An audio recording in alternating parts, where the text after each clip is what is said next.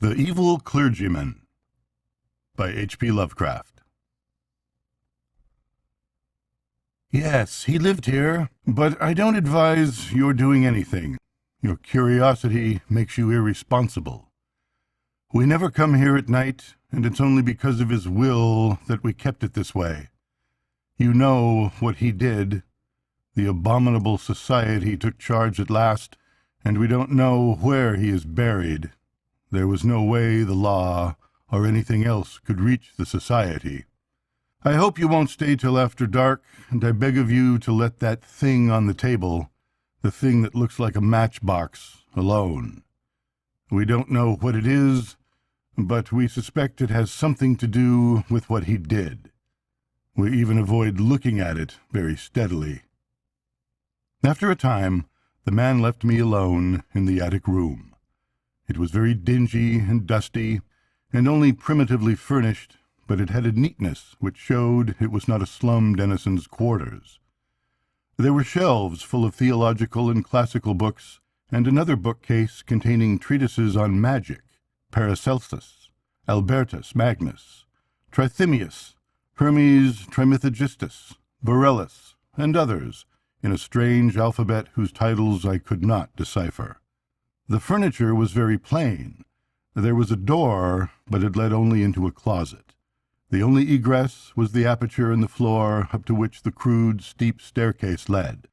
The windows were of bull's-eye pattern, and the black oak beams bespoke unbelievable antiquity. Plainly, this house was of the old world. I seemed to know where I was, but cannot recall what I then knew. Certainly the town was not London. My impression is of a small seaport. The small object on the table fascinated me intensely. I seemed to know what to do with it, for I drew a pocket electric light, or what looked like one, out of my pocket and nervously tested its flashes. The light was not white, but violet, and seemed less like true light than some radioactive bombardment. I recall that I did not regard it as a common flashlight. Indeed, I had a common flashlight in another pocket. It was getting dark, and the ancient roofs and chimney pots outside looked very queer through the bull's-eye window panes. Finally, I summoned up courage and propped the small object up on the table against a book, then turned the rays of the peculiar violet light upon it. The light seemed now to be more like a rain of hail, or small violet particles, than like a continuous beam.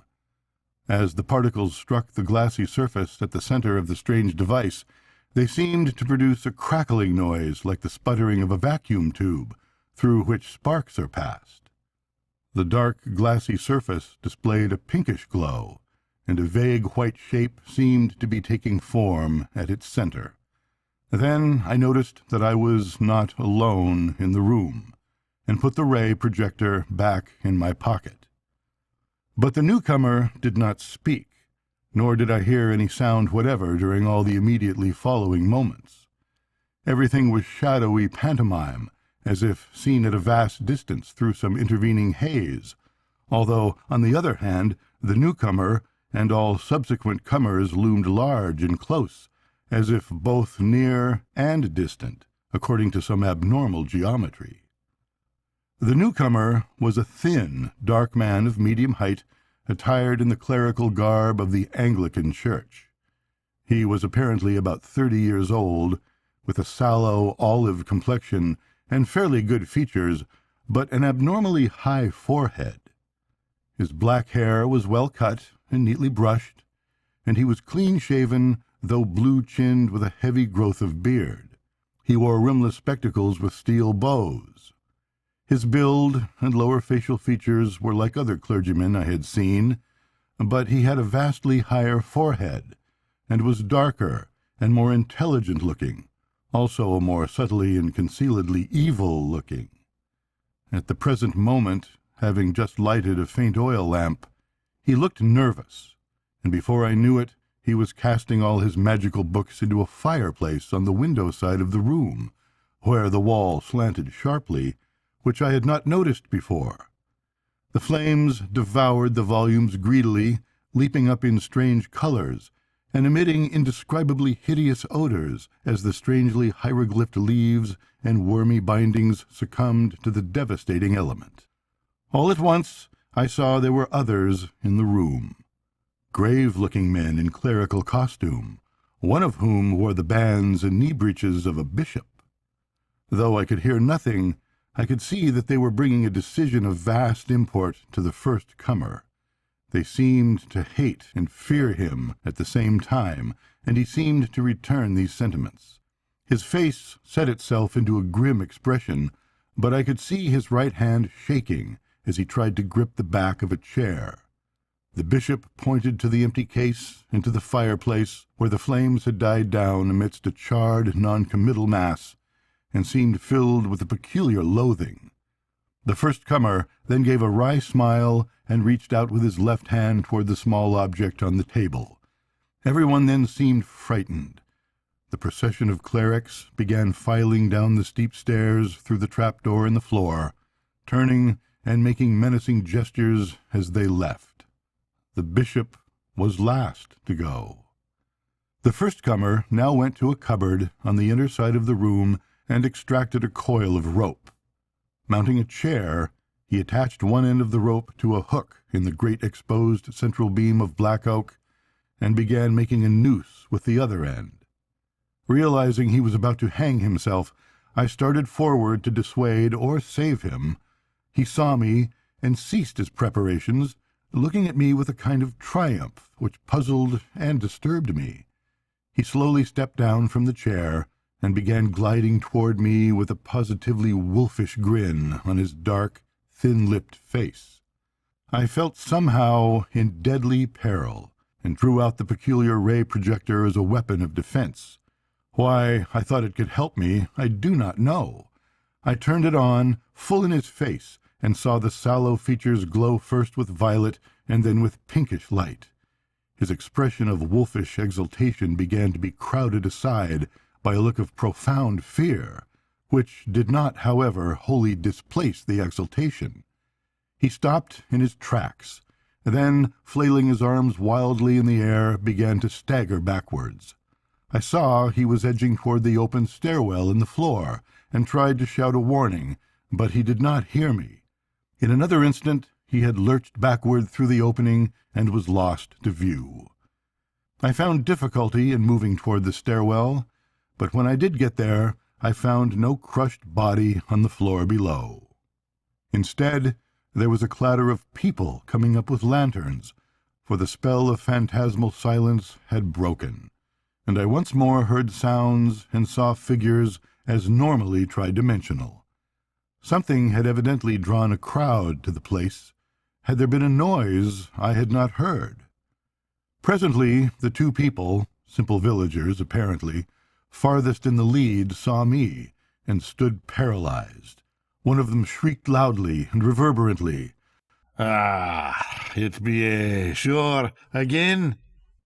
Then they all turned and fled frantically, all that is but one.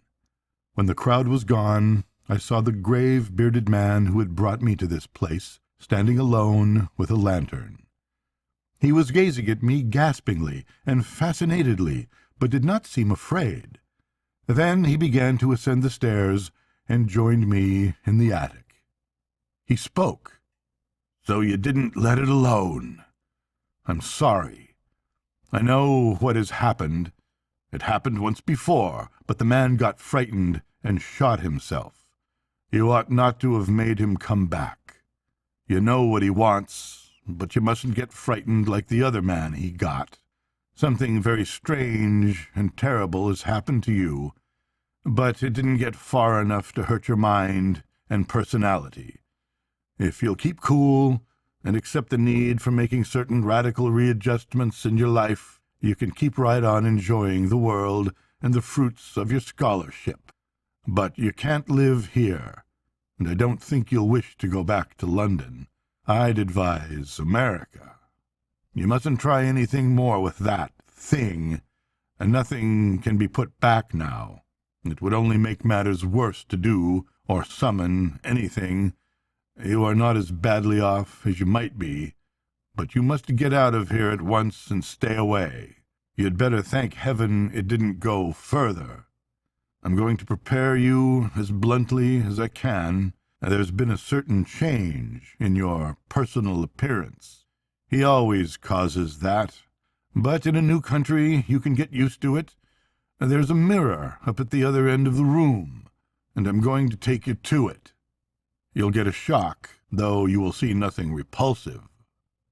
I was now shaking with a deadly fear, and the bearded man almost had to hold me up as he walked me across the room to the mirror, the faint lamp, i.e. that formerly on the table, not the still fainter lantern he had brought in his free hand. This is what I saw in the glass. A thin, dark man of medium stature, attired in the clerical garb of the Anglican Church, apparently about 30, and with rimless, steel-bowed glasses glistening beneath a sallow, olive forehead of abnormal height. It was the silent first-comer who had burned his books, and for all the rest of my life, in outward form, I was to be that man. Good night, kids.